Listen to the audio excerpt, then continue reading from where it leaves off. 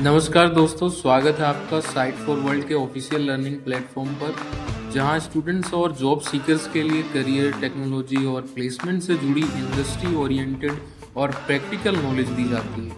अगर आप अपनी स्किल्स को नेक्स्ट लेवल तक ले जाना चाहते हैं तो आप बिल्कुल सही जगह पर आए हो। चलिए शुरू करते हैं आज का इम्पोर्टेंट सेशन। नमस्ते। तो आज का टॉपिक है रीइंफोर्समेंट लर्निंग, मतलब मशीनें अपनी गलतियों से सीखती कैसे हैं। आप रेडी हो? फोकस मोड ऑन है ना? चलिए समझते हैं। अच्छा, कभी सोचा है कि कोई मशीन बिना किसी मैनुअल के कोई गेम जीतना या फिर कार चलाना कैसे सीख जाती है? सोचने वाली बात है ना? इसी सवाल का जवाब छुपा है रीइंफोर्समेंट लर्निंग में। तो फटाफट देख लेते हैं कि आज हम क्या क्या कवर करने वाले हैं। हम शुरू करेंगे ट्रायल एंड एरर से, फिर देखेंगे कि ये मशीन लर्निंग की बड़ी सी फैमिली में कहाँ फिट होता है, ये काम कैसे करता है, रियल वर्ल्ड में इसके क्या यूज़ हैं और आखिर में इसके सामने क्या क्या चैलेंजेस हैं। चलो सीधा डाइव करते हैं। हमारा पहला section, learning by trial and error. अब ये है क्या? ये सीखने का एक ऐसा तरीका है जो पूरी तरह से फीडबैक पर बेस्ड है। सीधे शब्दों में, रिवॉर्ड और पनिशमेंट पर। इसको ऐसे समझो जैसे आप अपने पेट को कोई नई ट्रिक सिखा रहे हो। सही किया तो उसे एक ट्रीट मिलेगी, मतलब एक रिवॉर्ड, और अगर गलत किया तो कुछ नहीं। बस मशीन भी बिल्कुल ऐसे ही सीखती है। सिंपल है ना? ओके, तो ये तो समझ आ गया, पर अब सवाल ये है कि आखिर ये रीइंफोर्समेंट लर्निंग मशीन लर्निंग की इतनी बड़ी फैमिली में फिट कहाँ होता है? चलो पता लगाते हैं। अच्छा, अब इस टेबल पर ध्यान दो। मशीन लर्निंग के 3 मेन टाइप्स हैं। सुपरवाइज्ड लर्निंग में डेटा पहले से लेबल्ड होता है, अनसुपरवाइज्ड में डेटा होता है पर अनलेबल्ड। लेकिन रीइंफोर्समेंट लर्निंग में कोई डेटा ही नहीं है, शुरू में जीरो। वो सब कुछ अपने एक्सपीरियंस से बिना किसी सुपरविजन के खुद ही सीखता है। तो इसका मतलब क्या हुआ? बिल्कुल सिंपल है। सुपरवाइज्ड लर्निंग का मतलब है एक टीचर से सीखना जिसके पास सारे आंसर्स पहले से हैं। वहीं रीइंफोर्समेंट लर्निंग है लर्निंग बाय डूइंग। गलतियां करो और उनसे सीखो। चलो अब सबसे इंटरेस्टिंग पार्ट पे आते हैं। आखिर ये काम करता कैसे है? इसके पीछे का मैजिक क्या है? चलिए इसे ब्रेक डाउन करते हैं इसके कोर कंपोनेंट्स में। सबसे पहला कंपोनेंट है एजेंट। सोचो, ये हमारी स्टोरी का हीरो है।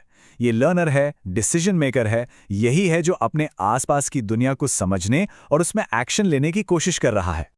और हीरो है तो उसके लिए एक दुनिया भी तो चाहिए ना। वो है एनवायरनमेंट। ये एजेंट का प्लेग्राउंड है जहां वो सारे काम करता है।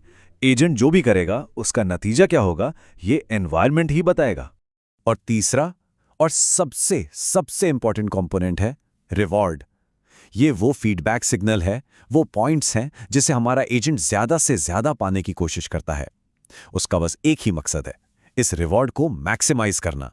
तो ये पूरा प्रोसेस एक लूप में चलता है। सोचो, स्टेप 1, एजेंट ने एनवायरनमेंट को देखा। स्टेप 2, एक एक्शन लिया। स्टेप 3, एक्शन के बदले उसे या तो रिवॉर्ड मिला या पेनल्टी। और स्टेप 4, उस फीडबैक से उसने अपनी स्ट्रैटेजी, अपना गेम प्लान अपडेट किया। और ये साइकिल बार बार चलता रहता है जब तक वो मास्टर नहीं बन जाता। ठीक है, काफी थ्योरी हो गई। अब देखते हैं कि रियल वर्ल्ड में, असली दुनिया में ये चीज कहाँ इस्तेमाल हो रही है। और यकीन मानिए, इसके एप्लीकेशंस आपको हैरान कर देंगे। अरे ये कहाँ नहीं है? सेल्फ ड्राइविंग कार्स को बेस्ट रूट बताने में, रोबोट्स को चलना और बोलना सिखाने में, फाइनेंस वर्ल्ड में ये डिसाइड करने में कि कौन सा स्टॉक खरीदे, कब बेचें। और तो और एनएलपी में, यानी टेक्स्ट समराइजेशन और मशीन ट्रांसलेशन में भी आरएल का ही कमाल है। और इसका पावर देखना है तो गूगल का ये एग्जाम्पल सुनो। उन्होंने अपने डेटा सेंटर्स को ठंडा रखने के लिए आरएल बेस्ड एआई यूज किया, और नतीजा, एनर्जी के खर्चे में सीधा 40% की कमी। जरा सोचिए, यह है इसका असली पावर। एक और बड़ा एग्जाम्पल फेसबुक का होराइजन प्लेटफॉर्म है। वो प्लेटफॉर्म पर्सनलाइज्ड सजेशंस देने और वीडियो स्ट्रीमिंग की क्वालिटी को बेहतर बनाने के लिए, जी हां, रीइंफोर्समेंट लर्निंग ही यूज करता है। लेकिन हर चीज परफेक्ट नहीं होती है ना। इस टेक्नोलॉजी में भी कुछ चैलेंजेस हैं, कुछ मुश्किलें हैं। तो अब जरा उनकी भी बात कर लेते हैं। देखिए, आरएल को इंप्लीमेंट करना आसान नहीं है। सीखने के लिए इसे लाखों करोड़ों इंटरैक्शंस की जरूरत पड़ती है। इसकी ट्रेनिंग काफी अनस्टेबल हो सकती है, कभी चली कभी फेल हो गई। और ये नई अनजानी सिचुएशंस में अपनी सीखी हुई पॉलिसी को लागू करने में अक्सर स्ट्रगल करता है। आरएल का सबसे बड़ा डिलेमा है एक्सप्लोरेशन और एक्सप्लॉयटेशन के बीच बैलेंस बनाना।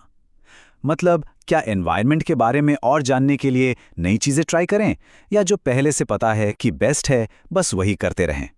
ये एक बहुत मुश्किल ट्रेड ऑफ है। तो इन चैलेंजेस से निपटने के लिए एक नई टेक्निक है RLHF, यानी reinforcement learning from human feedback. इसमें हम इंसान AI को फीडबैक देते हैं और हमारा फीडबैक ही उसका रिवॉर्ड मॉडल ट्रेन करता है। इससे AI को सेफ और इंसानी वैल्यूज़ के करीब लाया जा सकता है। ये एक गेम चेंजर है। लेकिन ये अपने साथ कुछ बहुत सीरियस एथिकल और सोशल सवाल भी लाता है। जैसा कि ये कोड बताता है, सबसे बड़ा सवाल ये है कि आखिर हम किसकी पसंद, किसके रूल्स के हिसाब से AI को गाइड करें। और यही वो सवाल है जिसके साथ मैं आपको छोड़ना चाहता हूं। अगर एक AI सीधे हमारे फीडबैक से सीखता है, तो हम उसे किसकी वैल्यूज और किसके बायसेस अपनाना सिखा रहे हैं, इस पर जरूर सोचिएगा।